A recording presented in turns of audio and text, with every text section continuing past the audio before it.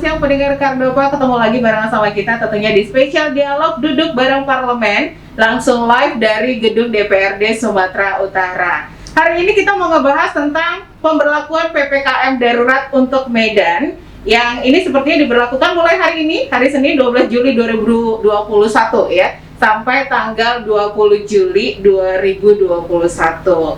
Nah, kali ini kita akan ngobrol bersama Ketua Fraksi PAN DPRD Sumatera Utara. Ada Bapak Haji Hendra Cipta, selamat siang Pak. Siang. Gimana kabar? Desi namanya ya? Iya, nama saya Desi Pak. Tadi kita belum kenalan ya Pak? Kita udah ngobrol tapi belum kenalan ya. Gimana kabar Pak hari ini? Alhamdulillah sehat, biasa lah. Diberlakukan dengan PPKM darurat untuk Medan. Iya. Gimana sejauh ini pandangan Bapak terhadap pemberlakuan mulai hari ini ya Pak, tanggal 2? Ini udah langsung substansi nih, belum kan? Enggak, kita ngomong aja ya. Kita Ya. ngomong-ngomong aja dulu. PPKM darurat hari ini berlaku untuk khusus Kota Medan. Tentunya kita berharap masyarakat juga bisa menaatinya.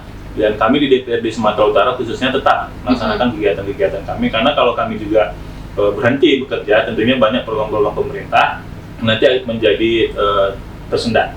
Jadi kami di DPRD tadi saja saya sudah pagi rapat bersama Dinas Kesehatan Provinsi Sumatera Utara, kebetulan sekali memang menyangkut persoalan vaksinasi yang dilakukan di Sumatera Utara. Jadi tetap saja di DPRD ini kita melakukan kegiatan-kegiatan seperti biasa. Oke, walaupun PPKM diberlakukan, tapi tetap kegiatan berlangsung seperti biasa Pak. Mungkin lebih diperketat tentang protokol kesehatannya kali ya Pak ya? Ya pasti, kalau prokes di DPRD Sumut ini sudah dari kemarin sudah ya. Nanti 3M ataupun 5M itu tetap diterapkan di DPRD Sumatera Utara. Tapi kan memang PPKM yang hari ini diberlakukan di Kota Medan khususnya itu kan menyangkut ke masyarakat secara umum. Ya. Oke. Tapi kalau ngomongin tentang kondisi saat ini bagaimana Pak? Kondisi kita Sumatera Utara ya. COVID juga. Iya. Update terakhir tadi pagi kami rapat bersama Dinas Kesehatan Provinsi Sumatera Utara.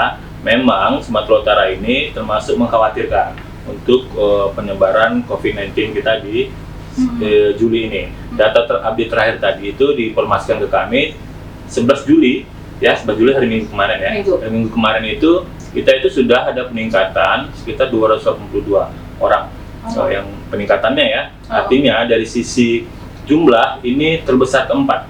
Selama masa pandemi kita mulai Maret dulu ya, Maret 2020 hingga hari ini, inilah lonjakan terbesar kita Sumatera Utara dengan kasus terkonfirmasi 282 ya.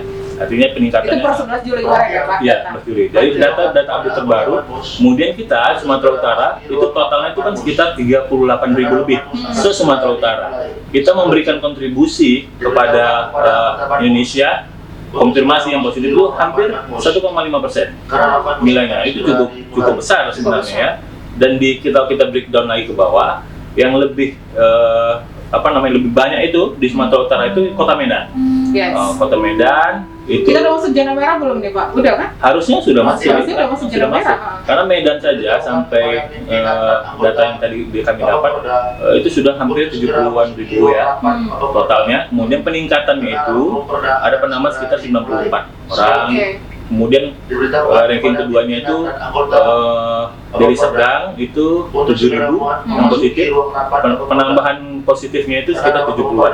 Jadi selisihnya nggak terlalu jauh antara Medan dan Deli Serdang. Memang konfirmasi yang positif 79.000 ya, nah sekitar 70-an ribu kalau nggak salah saya tadi, itu Kota Medan. Deli Serdang hanya 7-an ribu, tapi frekuensi penambahannya itu besar, cukup besar, dekat ya, 94 dan 75.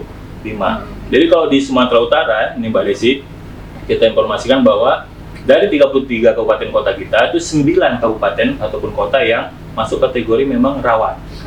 Termasuk Medan, Deli Serdang, ada juga beberapa daerah lainnya yang ada 9 itu.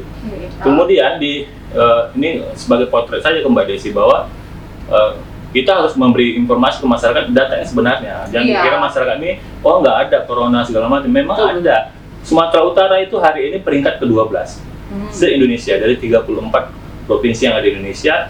Kita di luar Pulau Jawa itu di atas kita Riau, itu konfirmasi mereka sekitar 70-an ribu. Sumatera Barat di atas kita Sumatera Barat walaupun provinsi lebih kecil, mereka justru lebih besar ya COVID-19 di sana itu sekitar 45-an ribu gitu ya. Kita 38 ribu. Jadi kita ini nomor 3 terbesar di Sumatera.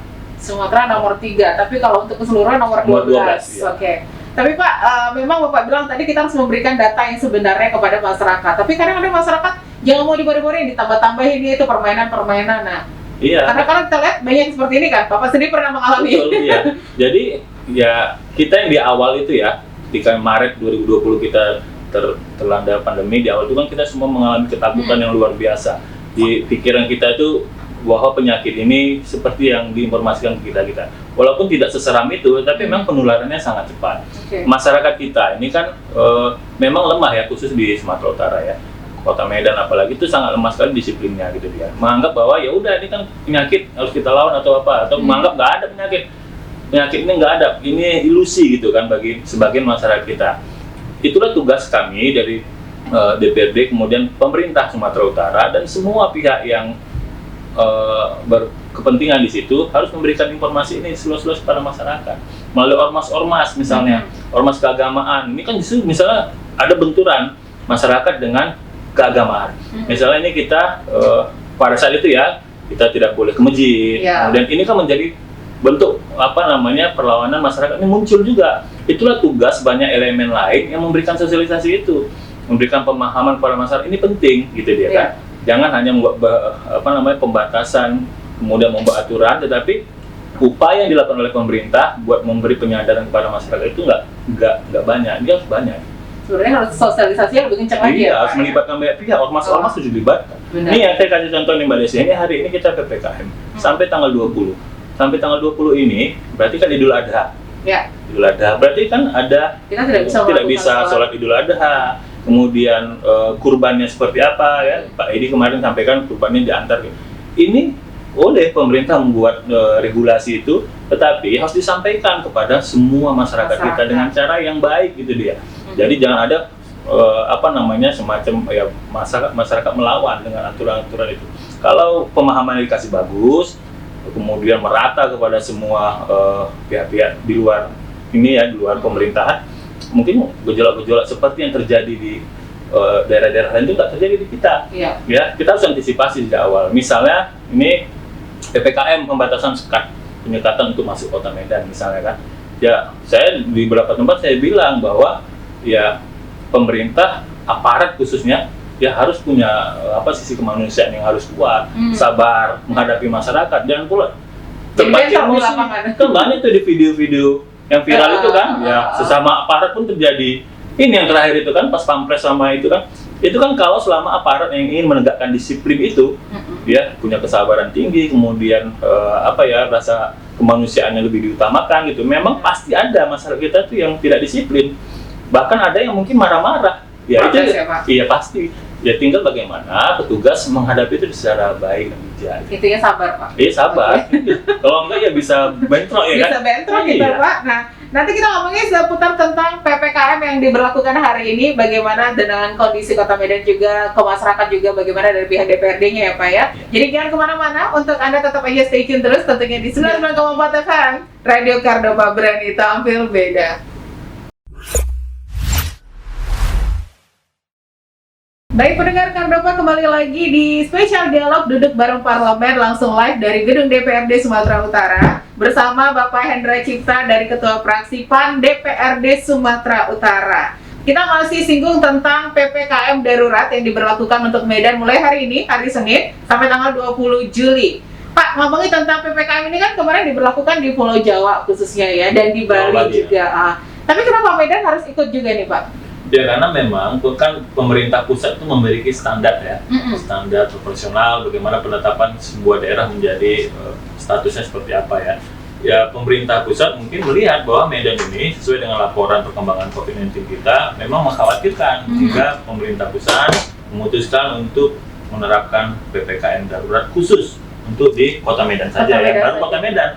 Yang kita berharap juga jangan sampai daerah lain juga memberlakukan PPKM darurat ya. Jadi memang sudah ada parameter bagi pemerintah pusat untuk menentukan sebuah daerah itu.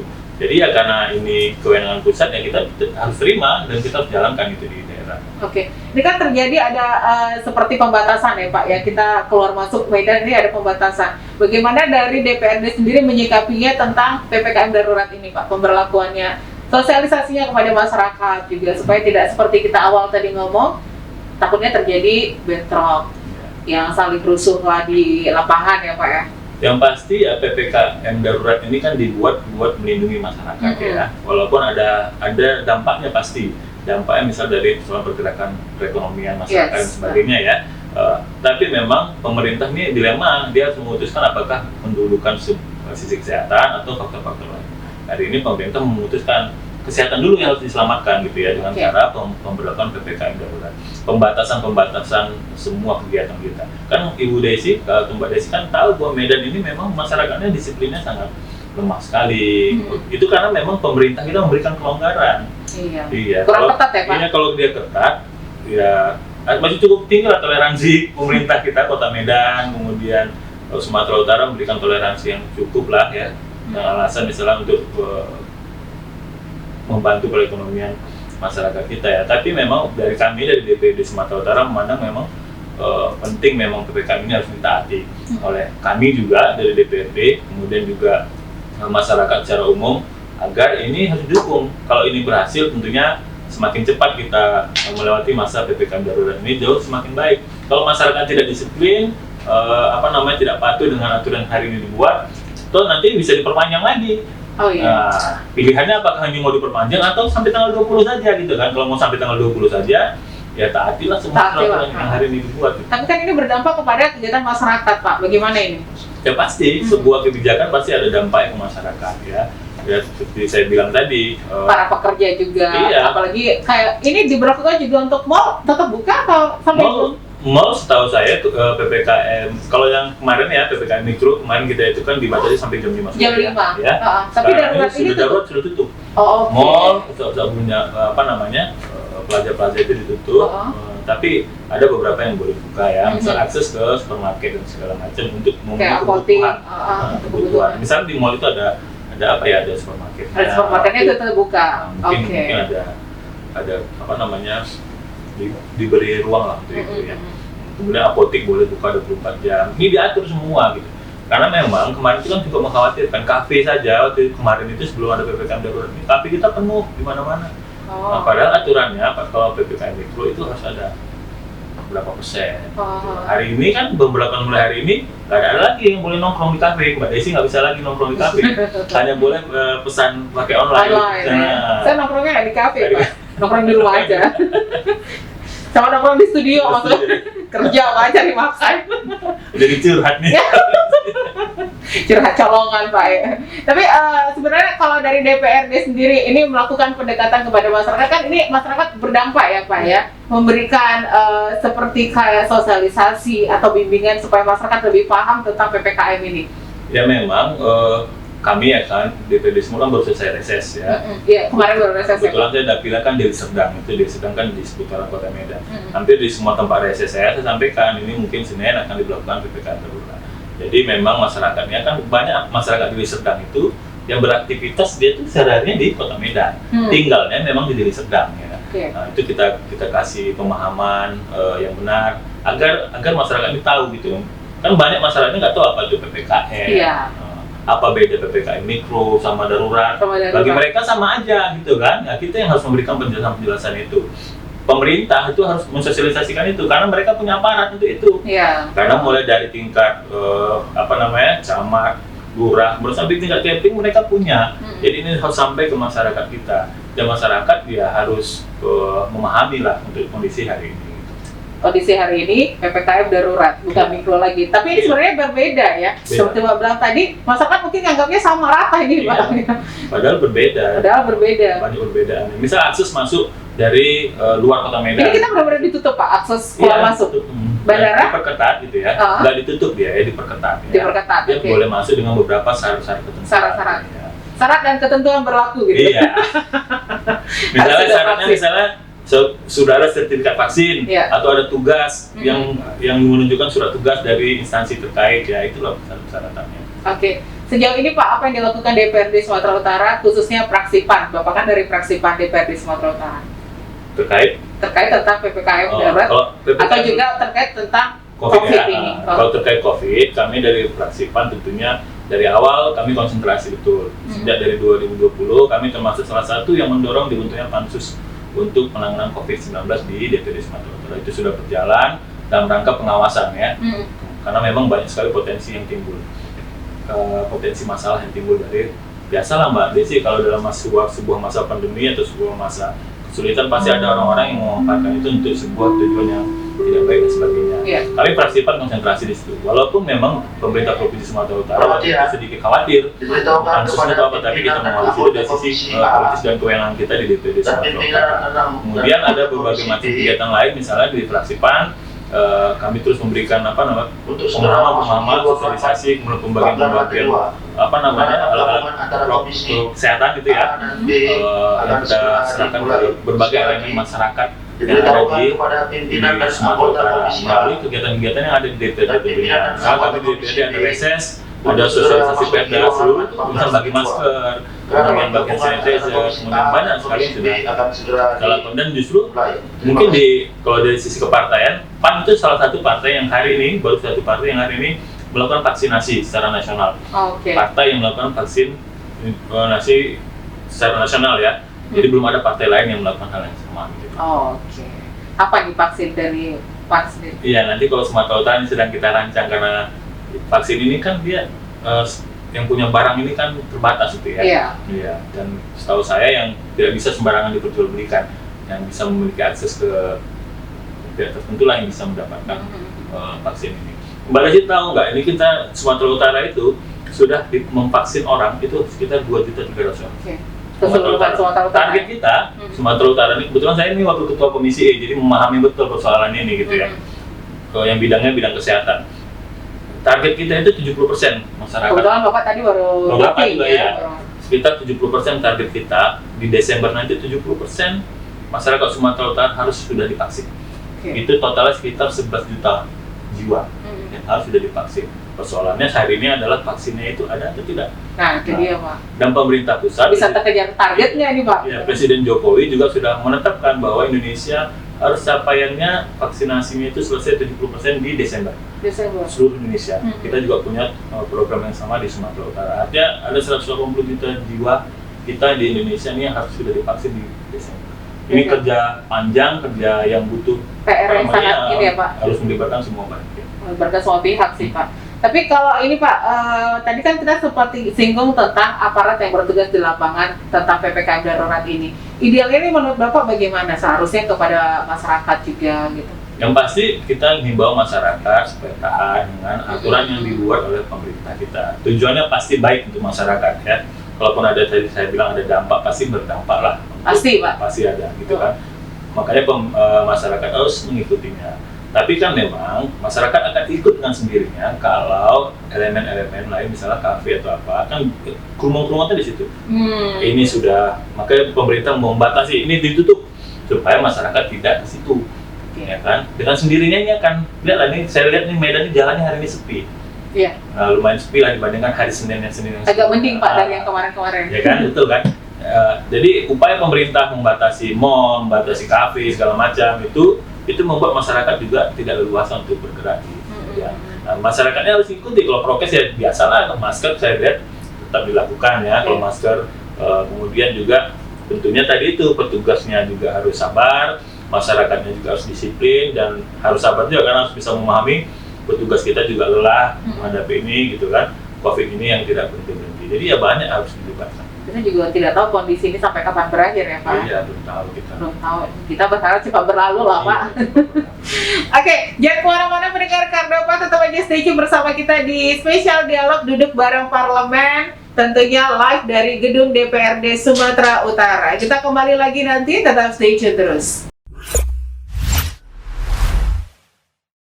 Baik pendengar Kardopa, kita lanjut lagi tentunya spesial dialog duduk bareng parlemen langsung live dari gedung DPRD Sumatera Utara bersama Ketua Praksipan DPRD Sumatera Utara Bapak Hendra Cipta. Ya, kita masih ngebahas tentang penanganan COVID, masih ngebahas tentang PPKM darurat yang diberlakukan hari ini. Tapi Pak, kalau sejauh ini tentang penanganan COVID sendiri untuk wilayah kita ngomongin Sumatera Utara dan Medan khususnya ya Pak, ini bagaimana sejauh ini menurut Bapak?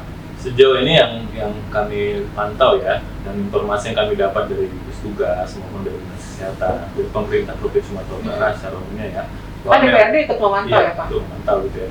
Ini memang cukup mengkhawatirkan ya. Jadi saya bilang sekitar ada 38.000 kasus yang kita yakini sebenarnya jauh lebih besar dari 38.000 itu ya. Karena memang ada masyarakat kita yang memang tidak melaporkan dirinya sakit, kemudian takut nanti ke rumah sakit dijadikan statusnya jadi banyak lah ya. Tapi memang saat ini masyarakat untuk rumah sakit takut Pak. Tambah lagi, memang betul itu. Iya. Memang penurunan. Nanti tak sakit apa dibilang COVID.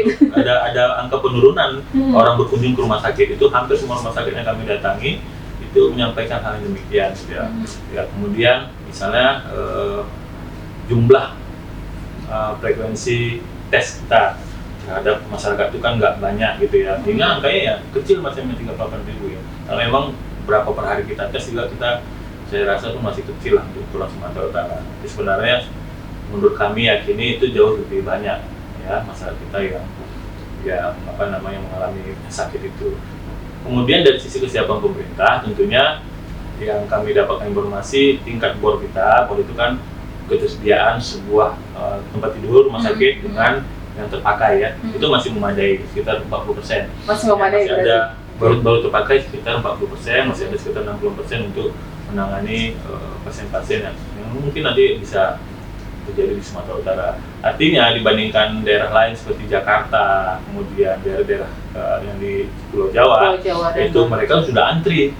Ya, BOR itu udah lebih dari 100% lebih gitu kan. Artinya masyarakat malah diminta untuk isolasi mandiri.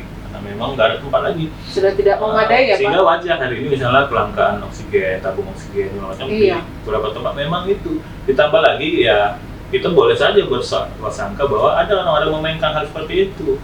Gitu kan, misalnya tabung oksigennya timbun segala macam itu kan bisa saja kita berasumsi seperti itu.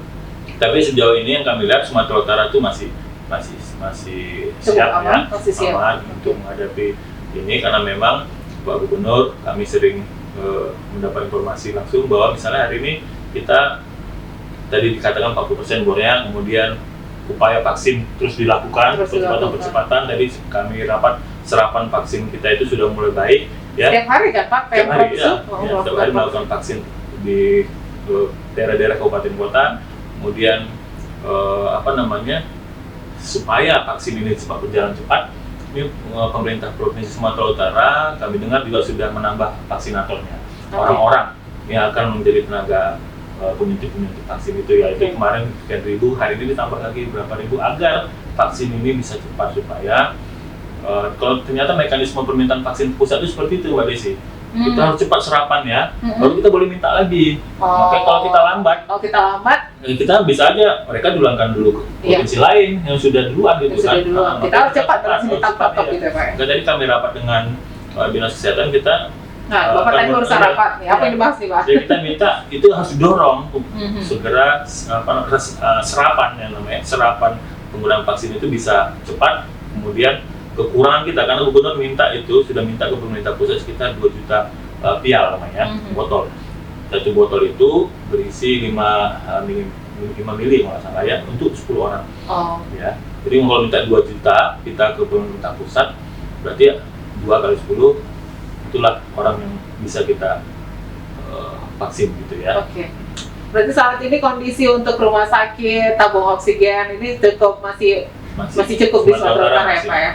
Jangan sampai kita kehabisan kayak yang di Pulau Jawa. Tapi itu pun tetap saja kita tidak boleh lengah. Justru yang harus kita harapkan itu semakin ditekan gitu, bukan harus diisi 60% dari itu kan. Dan pula masih ada 60%. Masih aman nih gitu. Masih aman 60%. Nah, kita isi aja jangan. Kalau bisa dikurangi. Makanya diberlakukanlah berbagai macam aturan termasuk PPKM darurat ini untuk menekan itu.